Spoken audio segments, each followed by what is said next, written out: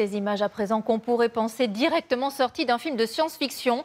Un agriculteur vient de découvrir ces cercles et ces symboles dessinés dans son champ. L'ensemble est immense. Alors, qui a fait cela et pourquoi? Quel est ce mystère dans le Cotentin? À Sainte-Geneviève, Emma Vincent et Antoine Santos.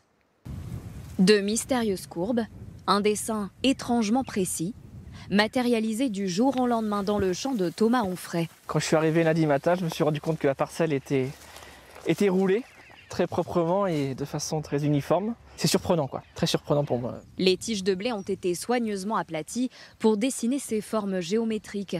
Pourtant, Thomas n'a remarqué aucune trace de rouleau ou de machine et aucune présence anormale. Ça a forcément été fait la nuit, oui. Sur un espace entre minuit et 4 heures du matin. Dans la petite ville de Sainte-Geneviève, le phénomène attire de nombreux curieux.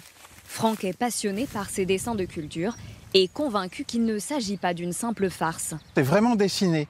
Et ça, si c'était le fait d'être humain qui voulait faire une farce ou des choses comme ça, il ne pourrait pas le faire. Selon lui, un code se cache dans le tracé, décryptable par le biais de la méditation.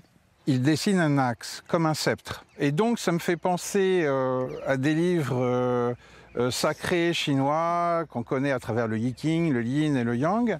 Et Franck n'est pas le seul à vouloir percer le secret de ces formes. Lors de notre tournage, des groupes d'observateurs refusent de nous donner la raison de leur venue. Dans le village, les hypothèses vont bon train. Le cercle des Templiers, voilà.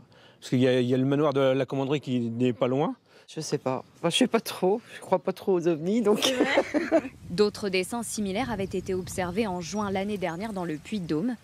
Ils sont apparus un peu partout dans le monde. C'est en Angleterre qu'ils seraient les plus nombreux.